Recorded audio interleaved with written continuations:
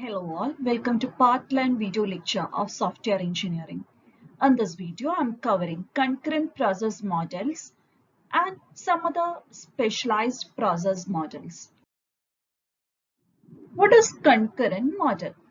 The concurrent development model, sometimes called concurrent engineering, allows a software team to represent iterative and concurrent elements of any of the process model. So concurrent development model, അതിന്റെ വേറൊരു പേരാണ് concurrent engineering. ഇത് എന്താണ് allow ചെയ്യാന്നാണ് പറയുന്നത്. ഒരു software ടീമിന് iterative elementsഉം concurrent elementsഉം ഒരു process മോഡലിലേക്ക് എംബഡ് ചെയ്യാൻ ഹെൽപ്പ് ചെയ്യും. അല്ലെങ്കിൽ ഒരു പ്രോസസ് മോഡലില് iterative nature ആയിട്ട് അത് ഫോളോ ചെയ്യാനും അതിലെ few elements concurrent ആയിട്ട് എക്സിക്യൂട്ട് ചെയ്യാനും ഹെൽപ്പ് ചെയ്യും. The active modeling may be any one of the states noted at any given time. എന്നാൽ ഇങ്ങനെ കൺകറന്റ് ആയിട്ട് പലതും ചെയ്യുമെന്ന് പറഞ്ഞാൽ പോലും ഒരു ആക്റ്റീവ് എലമെന്റ് അല്ലെങ്കിൽ ആക്റ്റീവ് മോഡലിംഗ് ഒരു ഏതെങ്കിലും ഒന്നായിരിക്കാം, വൺ ഓഫ് ദ സ്റ്റേറ്റ്സ് ആയിരിക്കാം, either കമ്മ്യൂണിക്കേഷൻ ആയിരിക്കാം അല്ലെങ്കിൽ ഡിസൈനിങ് ആയിരിക്കാം എന്നാണ് ഉദ്ദേശിക്കുന്നത്. Other activities, actions or tasks can be represented in an analogous manner. അതായത് ഇപ്പോൾ ഒരു കമ്മ്യൂണിക്കേഷൻ ആണ് ആക്റ്റീവ് എങ്കിൽ ബാക്കി ആക്ഷൻസും ആക്ടിവിറ്റീസും ടാസ്കും ഒരു അനലോഗസ് മാനറിലാണ് റെപ്രസെന്റ് ചെയ്യുക. സോ കൺകറന്റ് മോഡലിലെ ഓരോ ആക്ടിവിറ്റിനെയും നമുക്ക് ഇങ്ങനെ മോഡൽ ചെയ്യാം. അതിൻ്റെ ഒരു ഡയഗ്രാമാറ്റിക് റെപ്രസെന്റേഷൻ ആണ് ഇവിടെ കാണിക്കുന്നത്. ഏതൊരു ആക്ടിവിറ്റി എടുത്താലും കമ്മ്യൂണിക്കേഷൻ ആയാലും ഡിസൈൻ ആയാലും പ്ലാനിങ് ആയാലും കോഡിംഗ് ആയാലും ഡിപ്ലോയ്മെന്റ് ആയാലും ഇതിലെ പല സ്റ്റേറ്റ്സ് വഴി ട്രാൻസിഷൻ ചെയ്യും. അതേപോലെ ചില സ്റ്റേറ്റ്സ് ഐട്രേറ്റീവ് ആയിട്ടും ചെയ്യേണ്ടി വരും. അതുകൊണ്ടാണ് ഈ ഒരു മോഡലിന് കൺകറന്റ് നേച്ചർ ഉണ്ട് എന്ന് പറയുന്നതും ഐട്രേറ്റീവ് നേച്ചർ ഉണ്ടെന്ന് പറയുന്നതും. കൺകറന്റ് നേച്ചർ ഉണ്ടെന്ന് പറയുന്നതിന് വേറൊരു റീസണും കൂടിയുണ്ട്. കമ്മ്യൂണിക്കേഷൻ എന്ന ആക്ടിവിറ്റി അണ്ടർ റിവ്യൂവിൽ കിടക്കുമ്പോൾ വേണമെങ്കിൽ ഡിസൈനിങ് നമുക്ക് അണ്ടർ ഡെവലപ്മെന്റ് എന്ന് പറഞ്ഞ സ്റ്റേറ്റിലോട്ട് കൊണ്ടുവരാം. അപ്പൊ പാരലലി രണ്ട് ആക്ടിവിറ്റീസ് പല ഡിഫറെന്റ് സ്റ്റേറ്റ്സിലായിട്ട് എക്സിക്യൂട്ട് ചെയ്യാനും ചാൻസ് ഉണ്ട് ഇവിടെ കൺകറന്റ് പ്രോസസ് മോഡലിൽ. അപ്പൊ ഇവിടെ ഇനീഷ്യലി ഒരു ആക്ടിവിറ്റി സ്റ്റാർട്ട് ചെയ്യുന്നതിന് മുമ്പ് ഇൻആക്റ്റീവ് എന്ന് പറഞ്ഞ സ്റ്റേറ്റിലാണ്. ദെൻ അതിന് നമ്മൾ അണ്ടർ ഡെവലപ്മെന്റ് എന്ന സ്റ്റേറ്റിലോട്ട് കൊണ്ടുവരും. അണ്ടർ ഡെവലപ്മെന്റ് ചെയ്യുമ്പോഴും ചിലപ്പോൾ റിവ്യൂസ് വേണ്ടി വരാം. സോ അണ്ടർ റിവ്യൂ എന്ന സ്റ്റേറ്റിലോട്ട് അതിനെ ട്രാൻസിഷൻ ചെയ്യുന്നു. ദെൻ അണ്ടർ ഡെവലപ്മെന്റിലാണ് നമുക്ക് ഇപ്പം മനസ്സിലാവാം we need some changes. So waiting for changes എന്ന സ്റ്റേറ്റിലോട്ട് മാറാം. Then if some changes are needed, we may need to perform some revision. So under revision എന്ന് പറഞ്ഞ സ്റ്റേറ്റിലോട്ട് മാറും. ചേഞ്ചസ് വരുത്തണമെങ്കിൽ ഒന്ന് റിവൈസ് ചെയ്യണം. Then if review ഒക്കെ ചെയ്തു എല്ലാം സാറ്റിസ്ഫൈഡ് ആണെങ്കിൽ base line and done. Done means okay ആണ്. ബട്ട് ഈവൻ പലപ്പോഴും ഡൺ സ്റ്റേറ്റിൽ നിന്നും നമുക്ക് എവൈറ്റിംഗ് ചേഞ്ചസ് എന്ന് പറഞ്ഞ സ്റ്റേറ്റിലോട്ട് പോകേണ്ടി വരും. ഇതിനൊരു എക്സാമ്പിൾ പറയുകയാണെങ്കിൽ അപ്പൊ കമ്മ്യൂണിക്കേഷൻ അണ്ടർ ഡെവലപ്മെന്റ് ആയി റിവ്യൂ ചെയ്തു, ബേസ് ലൈൻ ചെയ്തു, ഡൺ ചെയ്തു. എല്ലാ കമ്മ്യൂണിക്കേഷൻ ജോബ് കഴിഞ്ഞു എന്നാണ് സോഫ്റ്റ്വെയർ എഞ്ചിനീയർ അസ്യൂം ചെയ്തിരിക്കുന്നത്. അതിനുശേഷം ഡിസൈനിങ് ആക്ടിവിറ്റി പാരലലി സ്റ്റാർട്ട് ചെയ്തിട്ടുണ്ട്. ബട്ട് ഡിസൈനിങ് ചെയ്തു തുടങ്ങിയപ്പോഴാണ് മനസ്സിലായത് ഒരു പെർട്ടിക്കുലർ റിക്വയർമെന്റ് നമ്മൾ കളക്ട് ചെയ്തിട്ടില്ല, അല്ലെങ്കിൽ പെർട്ടിക്കുലർ റിക്വയർമെന്റ് കളക്ട് ചെയ്തതിൽ എന്തോ ഒരു പ്രോബ്ലം ഉണ്ട്. സോ ആ സിറ്റുവേഷനിൽ എന്ത് ചെയ്യേണ്ടി വരും എന്ന് വെച്ചാൽ കമ്മ്യൂണിക്കേഷൻ ഡൺ എന്ന സ്റ്റേറ്റ് ആയിരുന്നു. ആ ഡണ്ണിൽ നിന്ന് റിക്വയർമെന്റ്സ് കളക്ട് ചെയ്യാൻ വേണ്ടി ഏത് സ്റ്റേറ്റിലോട്ട് മാറ്റണം? എവൈറ്റിംഗ് ചേഞ്ചസ് എന്ന് പറഞ്ഞ സ്റ്റേറ്റിലോട്ട് കമ്മ്യൂണിക്കേഷൻ ആക്ടിവിറ്റീനെ ട്രാൻസിഷൻ ചെയ്യേണ്ടി വരും. അതുകൊണ്ടാണ് ഇവിടെ ഡൺ എന്ന് പറഞ്ഞാൽ അവിടെ ഓക്കെ ആയി നടത്തില്ല. ചിലപ്പോൾ കോഡിങ്ങിലാകാം ഈ ചേഞ്ചസ് മനസ്സിലാവുക. അപ്പൊ കോഡിങ്ങിലായിരിക്കും ഒരു പ്രോബ്ലം മനസ്സിലാക്കുക. പ്രോബ്ലം മനസ്സിലാക്കുമ്പോൾ അപ്പോൾ ചിലപ്പോൾ പ്രീവിയസ് പല സ്റ്റേജസിനെയും ഡണ്ണിൽ നിന്ന് എവൈറ്റിംഗ് ചേഞ്ചസിലോട്ട് ട്രാൻസിഷൻ ചെയ്യിപ്പിക്കേണ്ടി വരും. All software engineering activity exists concurrently but reside in different states. അതാണ് പലതും കൺകറന്റ്ലി ചെയ്യും. കൺകറന്റ്ലി ചെയ്താൽ പോലും പലതും പല ഡിഫറെന്റ് സ്റ്റേറ്റ്സിലായിരിക്കും. അതായത് ഇപ്പൊ ഡിസൈനിങ് റിവ്യൂവിൽ കിടക്കുന്ന സമയത്ത് കമ്മ്യൂണിക്കേഷൻ വേണമെങ്കിൽ എവൈറ്റിംഗ് ചേഞ്ചസ് എന്ന സ്റ്റേറ്റിലായിരിക്കാം എന്നാണ് ഉദ്ദേശിക്കുന്നത്. For example, early in the project, the communication activity has completed its first iteration and exist in awaiting changes state. നേരത്തെ ഞാൻ പറഞ്ഞ പോലെ കമ്മ്യൂണിക്കേഷൻ ആക്ടിവിറ്റി ഇപ്പൊ awaiting changes എന്ന് പറഞ്ഞ സ്റ്റേറ്റിലാണ് അസ്യൂം ചെയ്യുക. The modeling activity, designing activity അപ്പോൾ വേണമെങ്കിൽ ഏത് സ്റ്റേറ്റിലാകാം, അണ്ടർ ഡെവലപ്മെന്റ് സ്റ്റേറ്റിലാകാം. അതാ ഉദ്ദേശിക്കുന്നത് ആ ഇപ്പൊ കമ്മ്യൂണിക്കേഷൻ ആക്ടിവിറ്റിനെ ഇറ്ററേറ്റീവ് ആയിട്ട് കുറെ സ്റ്റേജസ് വഴി കടക്കുകയാണ്, അല്ലെങ്കിൽ കുറെ ഫേസസിലോട്ട് കടന്നു പോവുകയാണ്. അപ്പോഴും വേറെ ഒരു കാര്യം, അതായത് മോഡലിംഗ് ഒക്കെ വേണമെങ്കിൽ കൺകറന്റ് പാരലലി ചെയ്യാം. അപ്പൊ രണ്ടിന്റെയും സ്റ്റേറ്റ്സ് ഡിഫറെന്റ് ആയിരിക്കും. ഒന്ന് വെയിറ്റിംഗ് ചേഞ്ചിലാണെങ്കിൽ ഒന്ന് അണ്ടർ ഡെവലപ്മെന്റ് എന്ന് പറഞ്ഞ സ്റ്റേറ്റിലായിരിക്കാം. If the customer indicates that changes and requirements must be made, the modeling activity moves from under development state into awaiting changes state. ഇനി ഈ അണ്ടർ ഡെവലപ്മെന്റ് സ്റ്റേറ്റിലുള്ള ഒരാൾക്ക് ഇനി സ്റ്റേറ്റിലായിരുന്നു ഡിസൈനിങ് ഇപ്പോൾ, ബട്ട് കസ്റ്റമർ പറയാണ് we need some more changes, അല്ലെങ്കിൽ നമ്മളെ റിക്വയർമെന്റ്സിൽ ചേഞ്ചസ് വന്നു എന്ന് പറയുകയാണെങ്കിൽ കസ്റ്റമർ സൈഡിൽ നിന്ന് അങ്ങനെ ഒരു സജഷൻ വന്നാൽ ഈ ഡിസൈനിങ് എങ്ങോട്ട് പോകും, അണ്ടർ ഡെവലപ്മെന്റിൽ നിന്ന് awaiting ചേഞ്ചസ് എന്ന് പറഞ്ഞ സ്റ്റേറ്റിലോട്ട് പോകും. Concurrent modeling defines a series of events that will trigger transition from one state to state for each software engineering activities, actions and task. ഇതിന്റെ മീനിങ് എന്താണെന്ന് വെച്ചാൽ ഓൾറെഡി ഞാൻ നേരത്തെ പറഞ്ഞായിരുന്നു. സപ്പോസ് നമ്മൾ റിക്വയർമെന്റ്സ് എല്ലാം കളക്ട് ചെയ്തു, അപ്പൊ കമ്മ്യൂണിക്കേഷൻ എന്ന ആക്ടിവിറ്റി ഡൺ സ്റ്റേറ്റിലോട്ടാണ് പോയിരിക്കുന്നത്. പിന്നീട് ഡിസൈനിങ് ടൈമിൽ മനസ്സിലായി ഏതൊരു റിക്വയർമെന്റ് കളക്ട് ചെയ്തതിൽ എന്തൊക്കെയോ പ്രോബ്ലംസ് ഉണ്ട്, അല്ലെങ്കിൽ requirement gathering was not satisfied എന്ന് മനസ്സിലായി. അപ്പൊ ആ ടൈമില് കമ്മ്യൂണിക്കേഷൻ എന്ന് പറഞ്ഞ ആ ഒരു പെർട്ടിക്കുലർ ആക്ടിവിറ്റീനെ നമുക്ക് ഒരു സ്റ്റേറ്റിൽ നിന്ന് വേറെ സ്റ്റേറ്റിലോട്ട് ട്രാൻസിഷൻ ചെയ്യിപ്പിക്കേണ്ടി വരും. ഡണ്ണിൽ നിന്ന് awaiting ചേഞ്ചസിലോട്ട് ചിലപ്പോൾ ട്രാൻസിഷൻ ചെയ്യിപ്പിക്കേണ്ടി വരും. ചില സമയത്ത് ഇതന്നെ ഡിസൈനിങ്ങിനും വരാം. ഡിസൈൻ ചെയ്ത് കഴിഞ്ഞു എന്ന് നമ്മൾ വിചാരിക്കാം, കോഡിങ്ങിലായിരിക്കാം എന്തെങ്കിലും പ്രോബ്ലംസ് ഫേസ് ചെയ്യുന്നത്. അപ്പൊ ഡിസൈനിങ്ങിനെ ഡണ്ണിൽ നിന്ന് awaiting ചേഞ്ചസ് എന്ന് പറഞ്ഞ സ്റ്റേറ്റിലോട്ട് ട്രാൻസിഷൻ ചെയ്യിപ്പിക്കണം. ആ ഒരു പോയിന്റ് ആണ് ഈ സ്ലൈഡിൽ ഡിഫൈൻ ചെയ്തിരിക്കുന്നത്. Concurrent modeling is applicable to all types of software development and provides an accurate picture of current state of a project. Almost ഏത് കാറ്റഗറി ഓഫ് പ്രൊജക്ട്സിനും നമുക്ക് അപ്ലൈ ചെയ്യാവുന്ന ഒരു മോഡലാണ് കൺകറന്റ് മോഡലിംഗ് അല്ലെങ്കിൽ കൺകറന്റ് എഞ്ചിനീയറിംഗ്. സ്മോൾ പ്രൊജക്ട് ആകാം, large project ആകാം, high risk ആകാം, mid risk ആകാം, ലോ റിസ്ക് പ്രൊജക്ട്സ് ആവാം. കൺകറന്റ് മോഡലിംഗ് അപ്ലൈ ചെയ്യാം, അല്ലെങ്കിൽ കൺകറന്റ് മോഡലിംഗിന്റെ ഫങ്ഷനാലിറ്റീസ് അപ്ലൈ ചെയ്യാം. ഇത് ചെയ്താലുള്ള ഒരു ബെനിഫിറ്റ്, ഓരോ ആക്ടിവിറ്റിയും കറന്റ്ലി ഏത് സ്റ്റേറ്റിലാണ് കറക്റ്റ് ആയിട്ട് മോണിറ്റർ ചെയ്യാൻ പറ്റും. ഇപ്പൊ ഡിസൈനിങ് അണ്ടർ ഡെവലപ്മെന്റ് ആണ്, കമ്മ്യൂണിക്കേഷൻ ഡണ്ണിലാണ്, കോഡിംഗ് സ്റ്റാർട്ട് ചെയ്തിട്ടില്ല ഇൻആക്റ്റീവ് സ്റ്റേറ്റിലാണ്. ഇങ്ങനെ ഓരോ ആക്ടിവിറ്റിയുടെയും കറക്റ്റ് പിക്ചർ നമുക്ക് കിട്ടും. Every activity, action or task on the network exists simultaneously with other activities, action or task. Multiple activities നമുക്ക് simultaneous ആയിട്ട് വേണമെങ്കിൽ എക്സിക്യൂട്ട് ചെയ്യാൻ പറ്റും.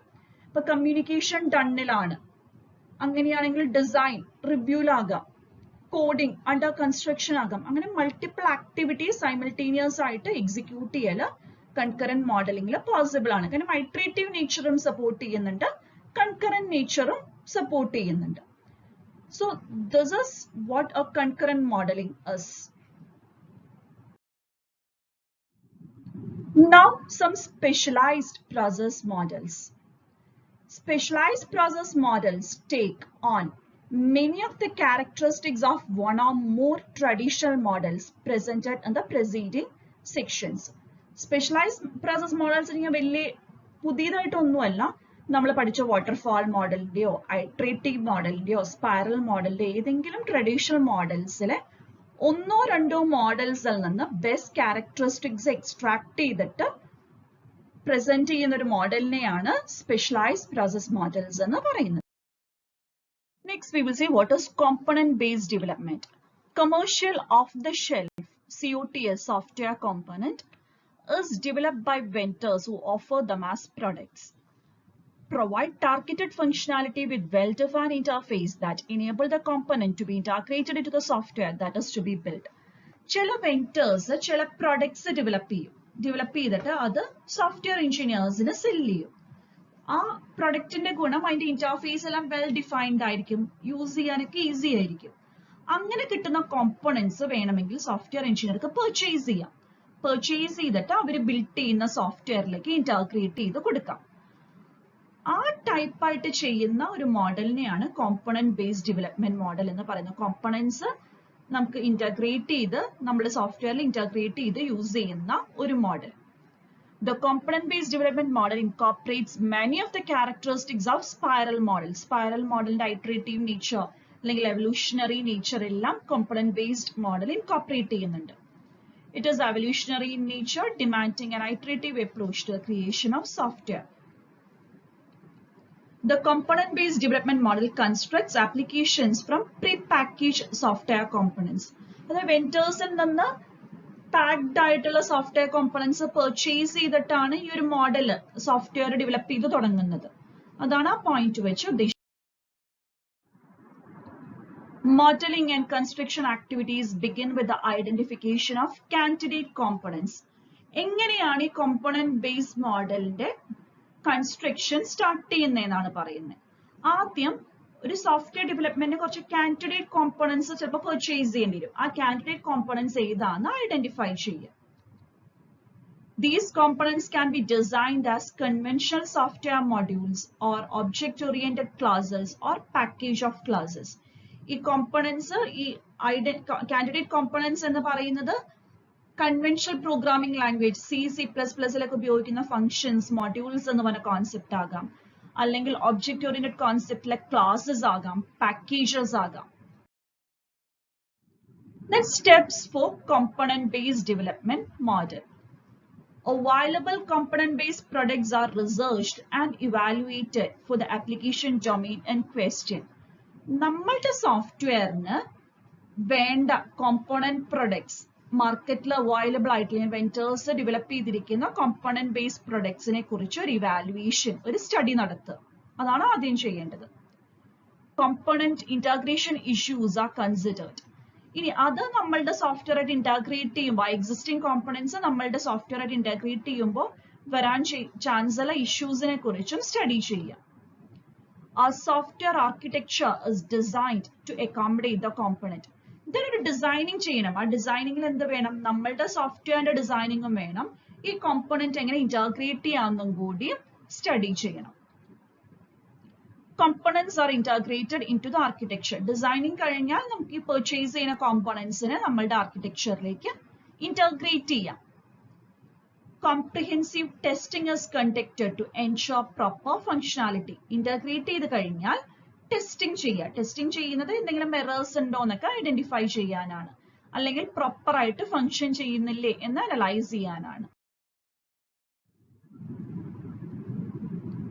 The component based model leads to software reuse. ഏറ്റവും വലിയ ബെനിഫിറ്റ് ഓഫ് കോമ്പണന്റ് ബേസ്ഡ് മോഡലിന്റെ software Reus ആണ്. കാരണം ഏതോ ഒരു വെൻഡർ ഡെവലപ്പ് ചെയ്ത ഒരു പ്രൊഡക്റ്റിന് നമ്മൾ എന്ത് ചെയ്യാണ്? നമ്മളുടെ പ്രൊജക്റ്റിലോട്ട് ഇന്റഗ്രേറ്റ് ചെയ്തിട്ട് അത് റീയൂസ് ചെയ്യാണ്. റീയൂസബിലിറ്റി ആണ് major benefit of component based model. അങ്ങനെ റീയൂസ് ചെയ്യുന്നത് കൊണ്ട് തന്നെ സോഫ്റ്റ്വെയർ പ്രൊഡക്ഷൻ ടൈം ഒക്കെ നമുക്ക് റെഡ്യൂസ് ചെയ്യാൻ പറ്റും. Reusability provides software engineer with a number of measurable benefits. Can achieve a reduction in the development cycle time as well as a reduction in project cost.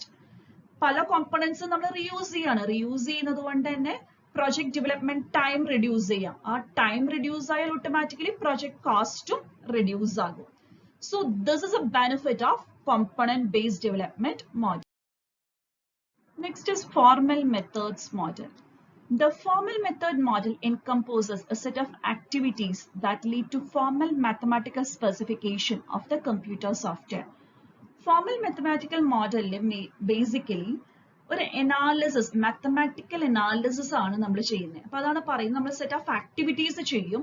ഈ set of activities കഴിഞ്ഞാൽ നമ്മളുടെ സോഫ്റ്റ്വെയറിന് വേണ്ട ഒരു formal mathematical specification അതിലോട്ട് നമുക്ക് lead ചെയ്യാൻ പറ്റും.